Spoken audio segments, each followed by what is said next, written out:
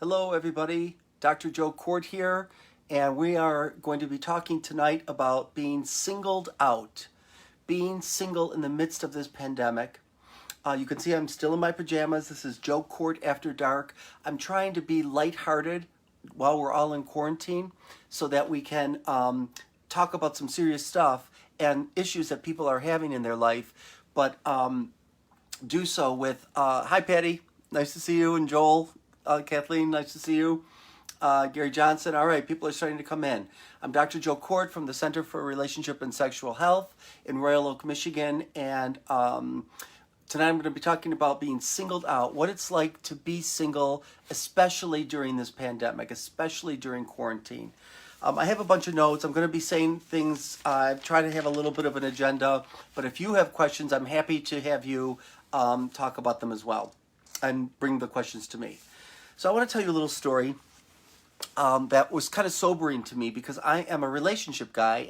I talk about helping relationships. My parents divorced when I was very young, so I remember thinking, I'm going to help people stay together. I'm going to help people do this. So I did this 6-week singles course, and people come every week, and we go over different exercises. And at the end of the 6 weeks, this guy came up to me that was in the group all 6 weeks, and he hugged me. He said, "Thank you so much. I really, really appreciate everything you taught me in this course." And I said, "Thank you so much. I'm so happy that you came. You'll find somebody someday, I promise." And he pulled away from me and he said, "Find somebody?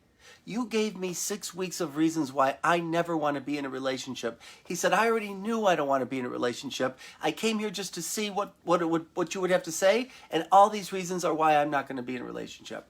And it was very sobering for him. And he meant it. Some people do not want to be in a relationship. They are not having a problem being single. They have a problem being judged for being single. The cultural judgments, the religious judgments, the societal judgments, the world judgments is that there's something not right, something wrong with you. And then people feel that way themselves. They feel like something's wrong with me. Why am I a bridesmaid but never a bride, the expression goes. We're going to talk about that a little bit. I also want to say hello to some new people, Christine and Adam and Joe. Nice to see you. I'm glad you're watching. If you have questions, I may not see your question, by the way, so maybe put it through a second time. I tell you that story because some people really want what I call, they want a meaningful overnight relationship. I actually have this on a pillow that's embroidered in my office. And what that means is they're not looking for love. They're not looking for long-term attachment. They're looking for fun. And they really enjoy short-term versus long-term. And there's nothing wrong with that. But sometimes people don't know that that is what they want, because our culture teaches us from childhood, get married, settle down, have a family, get a house, all that normal stuff, right? And not everybody wants that. Not everybody's interested in having all that, but you think you are because you were taught that as a child. And that's the premium, the gold standard, right? So sometimes people are out there single, wishing they were in a relationship, but they really don't want to be in a relationship. And I remember in my 20s, so I dated all throughout my 20s, and then I met my husband at 30. And I remember feeling like dating was brutal, barbaric. You know, people aren't very nice to each other. They're not very attached to each other. They don't care. They don't, they'll ghost you and don't tell you the truth and put on a different face. And I never enjoyed dating. Nobody, by the way, enjoys dating. In fact, most people say, dating's terrible at my age. Dating's terrible at all ages. Nobody at any age comes into my office or into my life and says, "Oh my God, I just love dating. I love being rejected. I love being told that I'm not for them. I love being ghosted." Nobody likes this. But that is part of dating. You have to get used to it. But you also have to understand within yourself, and this quarantine time, hopefully people have gone inside and thought to themselves and really know, do I really want to be in a relationship? What I was going to say is I used to date people, and I could tell they just wanted to be in a relationship. They weren't asking me questions. They had no interest in me. Every time we would talk about me, we'd come back to them. And I remember thinking, this person wants a relationship. They don't want to be with me. So some people think they want to be in a relationship. People are just attached to the relationship idea and not to the people that they're dating. So that's a really important thing. The other thing I want to talk about, and I'm going to get to COVID too. I have a whole agenda here. I want to say hello to Brenda and Joshua and Karen. I'm so glad you're here. I'm Dr. Joe Kort from the Center for Relationship and Sexual Health, and I'm here to talk about being single in the time of a pandemic, being alone, feeling lonely. A lot of people are talking about feeling lonely.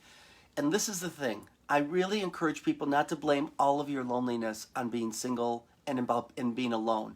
Loneliness comes with being human.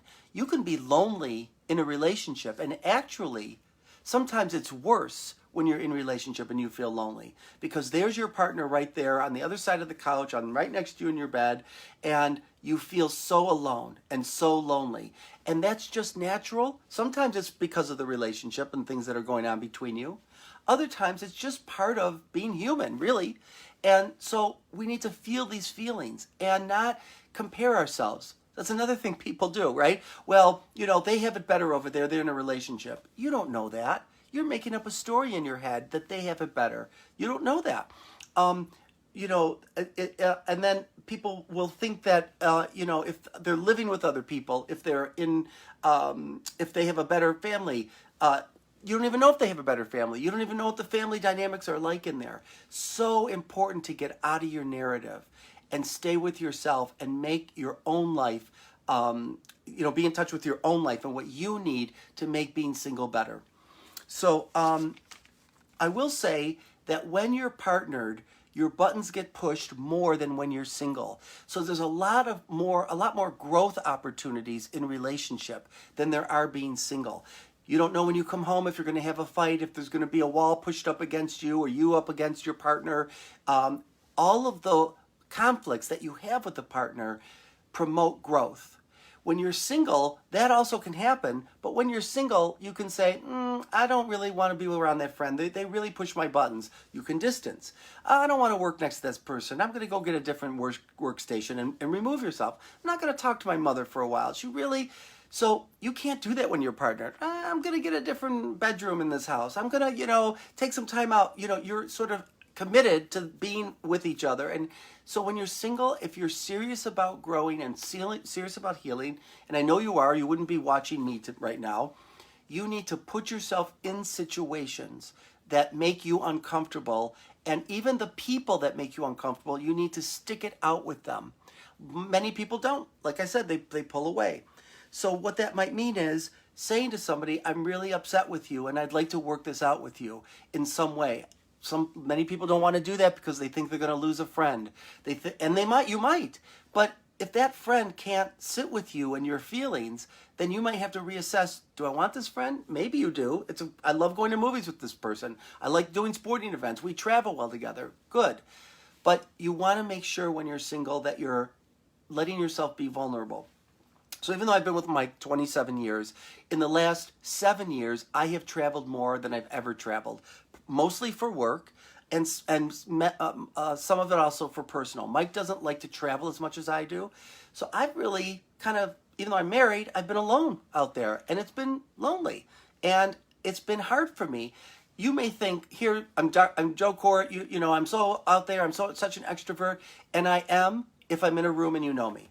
I am if I walk into a room and I'm Dr. Joe Kort. But if I walk into a space that nobody knows me and I have to make my way through that space and start talking to people, very hard. I have really, really in the last 7 years pushed myself to start talking to people, knowing that I'm going to get rejected, knowing that they may not carry on the conversation, knowing that I'm vulnerable. It actually feels better for me sometimes to have somebody approach me. Then I have the upper hand. I'm not going to reject that person. I know I'm not. I don't want the other way around, but I have had to push myself. So even in relationship, people think that it's so much easier and better. It isn't, because you still have to go through all the things you have to go through as an individual person. So the other thing about being single is that what can keep you from being in a relationship is having a fixed type, right? I have friends and I have clients that are like this. They are only attracted to this profile. They're only attracted to this type of person. They're only attracted to the bad boy. They're only attracted to the good wife that might be they're going to get married to or want to be with. And they are stuck in that's the only person I can be with. Sometimes it's so fixed that I have had people try to get out of their fixed, type, and they date outside their type, and they're unhappy, and they can't find the right person. They won't settle. People talk about settling. We all settle. You don't get everything you want when you find that partner. You have to decide, do I have most of what I want? Is most of what I want, or the top things? And you may not even know what those are. The way you know what those are is as you're dating, or maybe you've had one or two marriages. What did I love about those marriages and the people? What did I love about those relationships? And what did I love about those dating partners? And what didn't I like? I did this all on my own. I wasn't even aware of relationship therapy back in my 20s. But I would make a list. And I would say, these are the things I want. And these are the things I've had when I've dated these guys. And these are the things I don't want. Now, that doesn't mean that it was perfect. I would still go out and meet people, and I would still have that list, and I would get some of one side, more of the other side. For me, I'm attracted to people that aren't very nice. I just always have. My family wasn't very nice. That's what my familiar love is. And so I had to realize I don't want to get married to somebody who's not really nice. So rather than staying with my fixed type, I went down some notches of my heart. So people who aren't very nice, this is so strange to say, make my heart pitter patter, right? The bad boy type. That's not the type I wanted to marry. I knew that. That's not long term for me. So when I say went down a few notches, I decided I would meet people that didn't make my heart patter fast, would patter less. And it was okay. I dated lots of different people until I met Mike. And he didn't make my heart go because I knew, by the way, that when my heart patted too fast, that was not the right person for me. When it patted like this at a slower rate, this was the type for me. You can do whatever you want. I'm just giving you some examples of what worked for me. You need to ask yourself some questions about why you want to be in a relationship. Because it could be that you learned that that's the only way to be in relationship. And that's the only way to be in relationship. So why do you want to be in a relationship? I knew why I wanted to be in a relationship. I wanted somebody with a history. I wanted to look back at my life with that person and say, remember we did this and remember we did that. And somebody that was committed to me, that was available to me. Those were important things to me. But I also, because I was gay, wanted heteronormativity. Right? So even though I was gay, I wanted a married life because that's what I was taught. So I went that route. It was the right route for me after all, but it wasn't, it came from other places because I was wanting to be normal like everyone else. Be careful in doing that if that's you, because what normal is for everyone else might not be normal for you. It was for me. And what are you looking for from a relationship? What are the specific things you're looking for? By the way, a lot of this comes from the book, and I'll say it again at the end, Keeping the Love You Find by Harville Hendrix. Keeping the Love You Find. So Harville Hendrix is the one who trained me on relationship therapy for individuals and couples. His second book is all about being an individual, all about being single, and it has a ton of exercises through it that help you dig into yourself and think back into what your relationship profiles have looked like in the past. What have your partners looked like in the past? So that you get a sense of what you're looking for and who you're looking for. So I see Elisa and I'm seeing Sergio, hello, and Greg Stone. Welcome to Singled Out. I'm asking questions that I want you to ask yourself. Does your lifestyle support and afford room for a relationship? Some people have it sort of like a phantom limb pain, right? Like, I need a relationship, I want a relationship, but your life does. It's like I want a dog, but you're never home, right? You want a relationship, but are you home enough? Do you really have the time and the space and the energy and the real interest for you to do this and to be in one? Are your behaviors and lifestyle in line with wanting a full relationship? I have had so many clients who love to have multiple hookups, who love to have new experiences. They fall in love in different locations of where they travel. And then they come back into my office and they say, but I don't have somebody. I have to say to them, but your behaviors are showing us that you don't really want somebody. I know you say you do, but if you really did, you would have to stop these behaviors and falling in love with all these different people and settle into the mundane. You are somebody who likes a lot of adrenaline, who likes a lot of dopamine, who likes a lot of newness. No problem. That's all good. And that's called short-term dating. So I have some cheat sheets, just so you know. So I'm going to read short-term. You can decide, hey, I'm only going to do short-term. Our culture will judge you, our society will judge you, but you need to not judge yourself. So when you're in a short-term, when you decide I'm only going to do short-term dating, that might look like saying to the person, hey, I'm not in this for the long run. I date multiple people.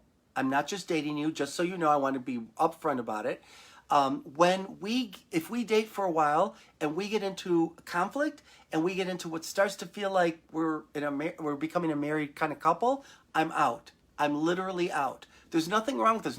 I know you probably don't like hearing this if you're somebody looking for a long-term person, but it's better if people tell you upfront, and if they're upfront with themselves. I don't want to be in long-term. I only want to be in short-term. Set a time limit. Usually between 3 to 6 months is the honeymoon period for most of us. After that, the honeymoon goes away and you start what we call the power struggle. You start the conflict. Listen, people tell us who they are within the first month, maybe 2 months, but we paint the red flags white and we see them. I always say this, right? We see the guy or the woman that we're dating or the person we're dating when they have these beautiful hands and we love all of them. And then when the honeymoon ends, all you see is this, right? And this was there all along. You saw it all along when you were dating, but you thought, oh, I'm going to cut those off, or I'll just ignore those 2 fingers. She has 8 others. What I mean is somebody who's not on time, somebody who eats and makes you disgusted by the way they eat, somebody who doesn't have the same kind of lifestyle you have, whatever it is. When you're in love, you think, oh, I can tolerate this, no big deal, but they can become big deals. So when you're short-term dating, you don't have to worry about that because you can see this all amongst the other 8 fingers, but you can just say, okay, you know what, it's become a problem and I'm going to move on. I'm making it sound really simple. When you're short-term dating, you can end up hurting a lot of people, but that's not necessarily your fault if you're upfront with them and saying to them, I'm only in this for the short term and the short run. Okay. Let me see. I'm going to take a, hi, Donald O'Toole and Julie Blau. What questions do people have about this? About what I'm saying? Because now I'm going to move into what do you do with COVID? Because people are feeling lonelier with COVID. And they feel like they stand out more as a single person during this time. And they think that, we all think the grass is greener on the other side. I hate to be trite, but we all do. But we really don't know what's going on with other people. And again, when you're single, you have to make more effort to get out there. You have to do that even when you're married sometimes. Sometimes your partner, you're not going to meet a partner who's going to want to do and be entertaining and entertain in the exact same way you do. So you still have to make more of an effort. Less so because you have somebody there for the most part. But when you're single, you really have to work harder at feeling connected. I'm hoping while we're in quarantine, those of you that are single are getting online. And I hope this takes the stigma about meeting people off of gay apps and straight apps and any of the apps. You know, I can't believe that even, I don't know what the generation's called after millennials, but they still feel the stigma and they don't tell, you know, yeah, we met on Bumblebee or we met on Tinder. Like, what is wrong with that? That's a perfectly legitimate way. Thankfully, we have those ways to meet each other. Social media is another way. I have clients tell me, you know, on Facebook, all of a sudden, this old crush I used to have, or this old person from high school or middle school started talking to me, or I don't even know this person, but they started direct messaging me through Facebook. You can do that too. It's more vulnerable. It's so much more vulnerable. The other person may not accept you. They may reject you. You may feel like, and then you're going to think, you know, what is it about me? What did I do? Is there something wrong with me? There's never anything wrong with you. There might be something wrong in what you're doing, maybe. There might be something that's turning somebody off. But you can ask people. You know, ask them if they're willing to tell you. So let me see. Sergio says, being by myself this time has been good for my soul, connecting with the universe. That's awesome. Thank you for adding that, Sergio. I really hope that people can do this. It's been helpful for me too. I know I'm married and I have somebody in the house with me, but sometimes when he goes to bed early, I say to him, "You're my social life. What am I going to do? It's 7 o'clock and you're going to bed early. What am I going to do?" I've had to really soul search for myself, and it's been really good for me. All right, so Julie Bradley Hoddister has asked, how do we date online during the do's and the don'ts. Okay, the do's are slow down. Dating is not to be fast. I've always said this, but now with COVID, let's spend some time with each other. Some apps have webcams, and if they don't, what you could say to somebody, hey, why don't we get off of this and why don't we get to know each other either on the phone or through a Zoom or one of these other telehealth things that so we can get to know each other. Because some people, they look good in a picture, and then when you meet them, you're like, oh, I didn't know they were going to be like this. I'm turned off. Some people don't look good in a picture, but they have moving beauty. The way they move, the way they talk, the way their face moves, the way their mouth moves. So I've always been very supportive of people getting to know another person, not just from their profile. A don't would be, don't move into sex really fast. If you want to do online sex, webcam sex, that's great. But of course, physical sex right now is not the best thing and would not be recommended. I like having my space, I dare, but don't do the relationships. Is there something wrong with that? Nope. I said that right from the beginning, and I'll say it again and again. There is nothing wrong with anybody who doesn't want to be in a relationship. At least you know that. It's like people who say, what do you mean you don't want children? Don't you like children? What's wrong with you? Everybody wants children. Fuck that. Not everybody wants children. Not everybody likes children. And thank God they know that. So they don't have children and then screw up that child's life. So absolutely, it's important to know whether or not you want to be in a relationship and to be okay with your decision. Some other things about being in COVID is that it's okay to be lonely and to feel lonely, and let that go through you. Let that be part of your experience. I don't like it either, but it comes, it stays a while, and then it goes. It will pass. And I know it's trite to say this. I hate trite things, but really, this too will pass is true. Let's see. What else do people have? Oh, I love this quote. Oh, because I'm going to talk to you about this woman, Amber Boon. She's on my podcast. We just recorded it the last Wednesday, so she's going to be on the next couple weeks. Amber Boon, her podcast is 30, Flirty, and Thriving. She was so fun. And she says, and I love this, don't focus on finding the right partner. Focus on being the right partner. And that is so imago. Focus on changing yourself, making behavior change requests of yourself. When you see behaviors in yourself or someone else says, and don't maybe take it so personally, maybe take it as constructive criticism. What have your dating partner said to you? You call too much, you move too fast, I don't know, whatever they say. It would be an important thing for you to go, that may be that person's issue, but is there some kernel of truth about this for me? That would be a really important thing to do. Let's see. I want to talk about gay men just for a second because gay men tend to not know how to flirt. They move really too quickly into sexual relationships. Nothing wrong with that if that's what you want. But there's a difference between flirting and cruising. And I wrote about it actually in this book called 10 Smart Things Gay Men Can Do to Find Real Love. I guess this could also apply to straight people, especially millennials who are sometimes struggling with this. What's the difference? Flirting is, I'm teasing you. I might lick my lips. I might, get close to you and rub up against you when we can, and we're not in COVID.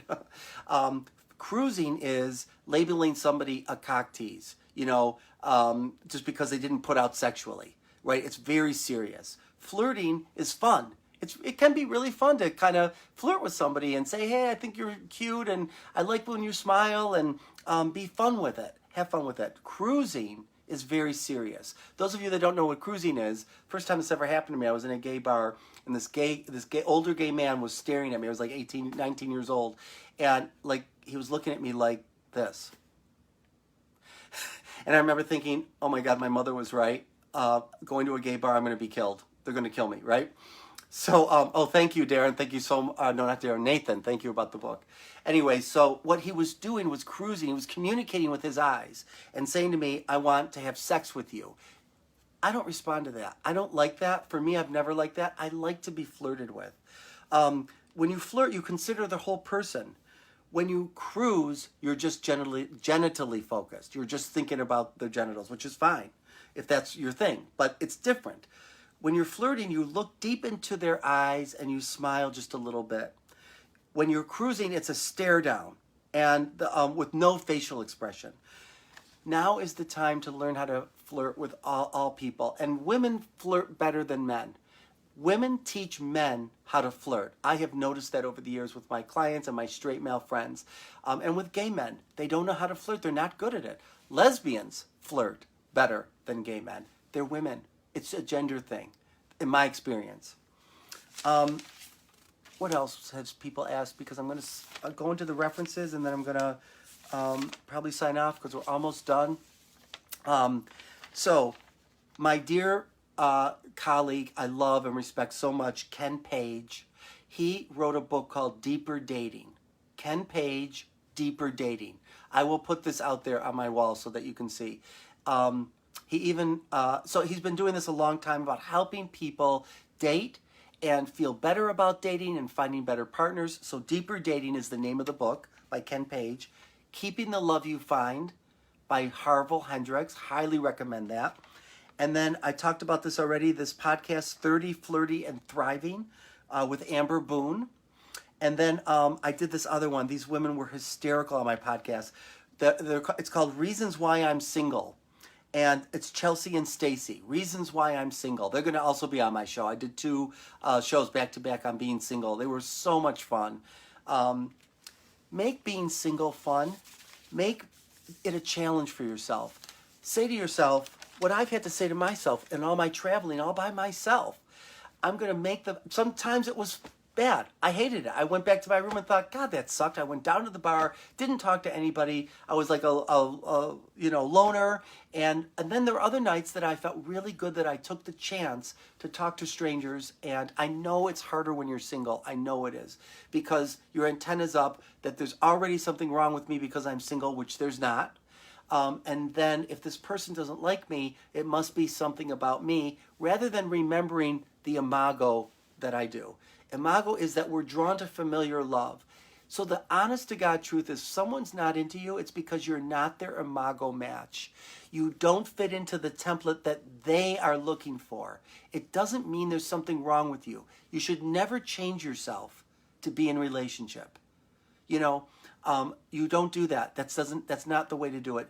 You can modify yourself and learn to grow and heal yourself, but do it for you and not for the sake of this other person that you're dating. Hope I gave you some good references tonight. I have so much more to say. I could be here all night, but it's almost 8:30, and this will be the final one we do. I'm out of topics. Maybe we'll come back and do this another time, but I really just wanted to have some fun and talk about some issues that people don't always talk about. So have a great night. Stay safe, stay healthy, and let's be careful how we come out of quarantine. Thank you. Have a great night.